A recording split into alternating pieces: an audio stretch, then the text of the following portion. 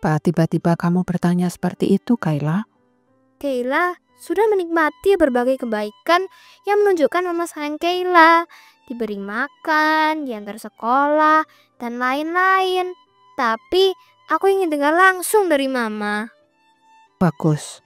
Pernyataan kita saling mengasihi sangat diperlukan dalam relasi yang sehat. Bagaimana kita tahu bahwa Allah sayang manusia? Bacalah Alkitab dengan kacamata relasi cinta. Pemazmur pernah memohon agar Tuhan menunjukkan kasih setianya yang besar. Kasih yang ditunjukkan pada orang yang setia kepadanya. Tapi tadi Kayla baca di Alkitab ada keunikan relasi ini, di mana Yesus seolah-olah tidak sayang pada sahabatnya, padahal sebenarnya terlalu amat sayang. Yuk simak baik-baik. Shalom anak-anak, sedang sekali hari ini kita akan belajar kembali kebenaran firman Tuhan. Ayo kita sama-sama terlebih dahulu berdoa memohon pertolongan dari Tuhan. Bapa di dalam surga, terima kasih untuk pertolongan-Mu yang telah melindungi kami, menjaga kami, memberkati kami dari hari ke hari yang ada. Sebentar lagi kami akan belajar kebenaran firman-Mu. Kami mohon Tuhan berbelas kasihan atas kami, sehingga firman Tuhan yang kami dengarkan itu boleh menolong kami untuk berjalan mengerti kehendak Tuhan di dalam hidup kami. Tuhan, tolonglah juga kami yang akan menyampaikan kebenaran firman-Mu. Biarlah tutur kata kami terus dipimpin oleh Roh Kudus. Dalam nama Tuhan Yesus kami berdoa. Amin. Anak-anak yang dikasihi Tuhan, setelah Tuhan Yesus mendengar kabar bahwa Lazarus sakit, Tuhan Yesus sengaja tinggal 2 hari di daerah seberang sungai Yordan. Setelah itu, Tuhan Yesus mengajak murid-muridnya untuk pergi ke Yudea. Mendengar ajakan itu, murid-muridnya terkejut, murid-muridnya juga tentunya sedikit ada rasa takut. Bagaimana kita bisa tahu?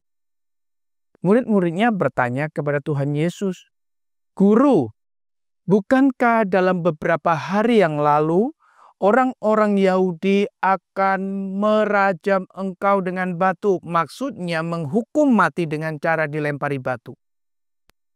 "Masihkah engkau akan pergi ke sana?" Itu satu pertanyaan yang diajukan oleh murid-murid kepada Tuhan Yesus. Ini bisa menunjukkan bahwa murid-murid ini sangat mengasihi gurunya. Bisa juga menunjukkan bahwa murid-murid ini sangat mengkhawatirkan keselamatan gurunya. Tetapi ada jauh yang lebih penting kita ketahui, bahwa sebenarnya murid-murid takut kalau mereka ke Yudea. Satu kemungkinan takut kalau gurunya mati, mereka kehilangan guru yang sungguh full power, penuh dengan kuasa. Orang sakit disembuhkan, mati dibangkitkan. Luar biasa bukan? Tetapi bisa juga yang kedua, mereka takut ikut mati bersama-sama dirajam oleh orang Yahudi. Anak-anak yang dikasihi Tuhan, mendengar pertanyaan semacam ini, Tuhan Yesus menjelaskan bahwa ada 12 jam siang hari itu. Orang bisa berjalan di dalam terang karena ada terang di siang itu. Itu menunjukkan bahwa orang-orang yang bekerja bagi Bapa, bagi kerajaan Allah, sama halnya orang itu sedang berjalan di dalam terang.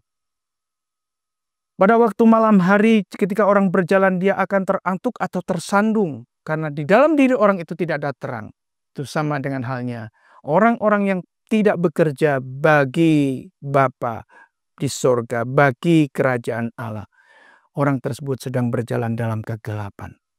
Dalam hal ini Tuhan Yesus ingin mengajarkan kepada murid-muridnya bahwa ketika murid-muridnya berjalan di dalam jalan Bapa, sama halnya murid-murid tersebut berjalan di dalam terang, maka tidak akan ada bahaya yang sanggup mencelakai murid-murid itu. Dan Tuhan Yesus menyambung dengan perkataan bahwa Tuhan Yesus akan ke tempat Lazarus dengan tujuan akan membangunkan Lazarus yang sedang tertidur. Mendengar perkataan itu, murid-muridnya berkata, "Guru, Itu tentunya sangat baik kalau Lazarus bisa tidur, tak lama kemudian akan menjadi sembuh. Wah, ternyata murid-murid tidak mengerti apa yang dimaksud oleh Tuhan Yesus. Padahal yang dimaksud Tuhan Yesus, Lazarus adalah sudah mati. Itu sebabnya Tuhan Yesus berkata dengan terus terang kepada murid-muridnya bahwa Lazarus sudah mati. Tetapi Tuhan Yesus mengucapkan satu kalimat, syukurlah kalau pada waktu itu aku tidak hadir. Itu adalah lebih baik buat kalian semua, supaya kalian belajar percaya. Mari kita pergi ke tempat Lazarus. Mendengar perkataan Tuhan Yesus yang menetapkan untuk pergi ke tempat Lazarus, maka Thomas berkata kepada murid-murid yang lain atau teman-temannya begini, marilah kita ikut mati bersama dengan guru. Anak-anak yang dikasihi Tuhan, ucapan Thomas ini bukan ucapan yang karena cinta Tuhan, mau rela mati untuk Tuhan, bukan. Ini adalah kalimat keputusasaan Thomas.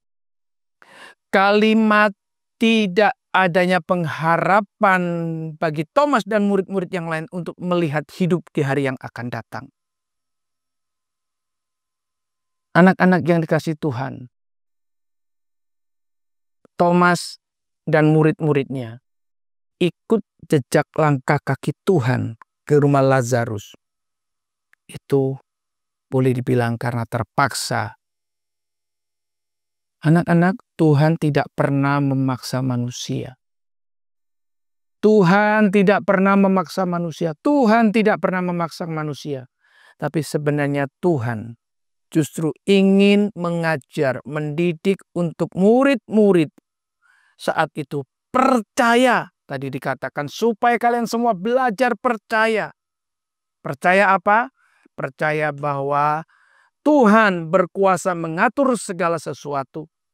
Tuhan berkuasa atas kematian. Bukankah murid-murid takut dengan kematian? Tetapi Tuhan Yesus berkuasa atas kematian. Ingat pada cerita yang kemarin. Karena Tuhan belum waktunya mati. Murid-murid juga belum waktunya mati. Hari itu mereka bisa terhindar dari kematian, bukan? Nah, anak-anak yang dikasihi Tuhan, baik Thomas, baik murid-murid yang lain. Bukankah mereka ini sudah pernah mendengar ajaran-ajaran yang disampaikan Tuhan Yesus? Bukankah mereka ini juga pernah melihat tanda-tanda ajaib mujizat-mujizat yang pernah dilakukan oleh Tuhan Yesus? Karena rasa takut yang luar biasa, semua sirna dari hidup mereka. Semua sirna hilang dari pikiran mereka. Semua hilang dari ingatan mereka. Bahkan Tuhan Yesus baru-baru saja tak lama dari peristiwa ini. Tuhan Yesus beberapa kali mengucapkan baik didengar oleh murid-muridnya maupun orang-orang Yahudi. Yesus mengatakan bahwa perbuatan-perbuatan yang dikerjakan oleh diri Yesus Kristus itu sebenarnya adalah pekerjaan yang diinginkan oleh Bapa. Ucapan-ucapan yang diucapkan oleh Yesus Kristus tak lain adalah ucapan seperti yang diinginkan Bapa di sorga supaya diucapkan oleh Tuhan Yesus Kristus. Anak-anak yang dikasihi Tuhan, mungkin kau berpikir, itu terpaksa, Tuhan memaksa. Tidak. Supaya engkau mengerti, saya akan beri contoh yang gampang buat umur-umur kalian atau mungkin orang dewasa. Satu kali ketika kau sakit dan sakitmu cukup parah dan itu harus dibawa ke dokter, mungkin harus disuntik, mungkin harus diinfus, kau tentunya merasa terpaksa. Kau mungkin, aku gak mau, takut jarum suntik. Aku gak mau, takut diinfus.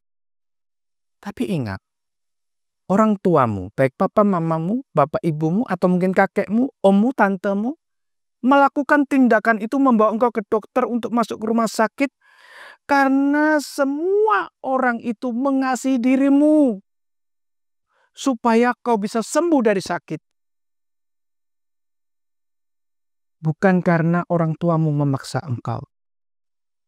Justru orang tuamu karena mengasihimu. Om tantemu mengasihimu, kakek nenekmu mengasihimu. Sama halnya Tuhan Yesus ketika mengajak murid-muridnya, bukan ingin mencelakakan murid-muridnya, tapi ingin supaya murid-muridnya tahu akan perkara-perkara besar yang Tuhan akan kerjakan. Dan mereka di dalamnya menikmati kasih yang besar. Demikian juga kau dan aku. Ketika kita mengikut Tuhan. Sekalipun mungkin berat buatmu dan buatku. Tapi ingat, Tuhan tidak pernah memaksamu. Tuhan tidak pernah memaksaku. Tapi Tuhan dengan penuh cinta kasih-Nya menuntun engkau, mengajar engkau untuk mengalami kasih Allah yang besar di dalam perjalanan hidup kami sepanjang hidup di dunia. Amin.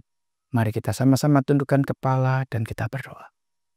Bapa dalam sorga, kami bersyukur dan berterima kasih. Kami yakin Tuhan yang kami sembah bukan Allah yang senang memaksa kami. Tetapi Allah yang senantiasa memikirkan bagaimana kami harus mengalami hidup kelimpahan kasih Tuhan.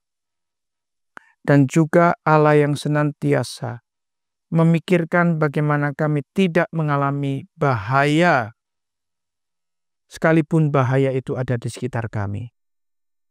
Tuhan, terima kasih untuk karya-Mu itu.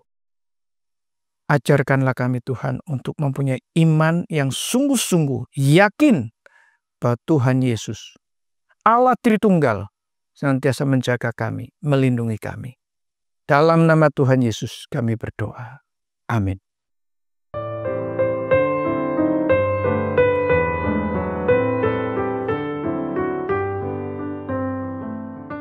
Keila ini orangnya tidak sabaran, sama seperti Marta dan Maria.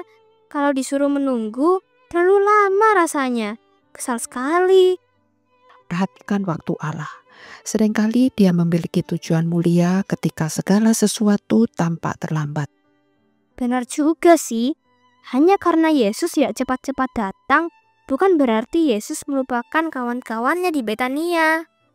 Jangan ragu anak-anak.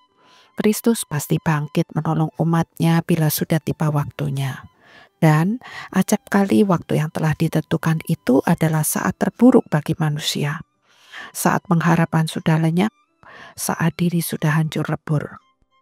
Supaya manusia tidak sombong dan mau bergantung kepada Allah tentunya.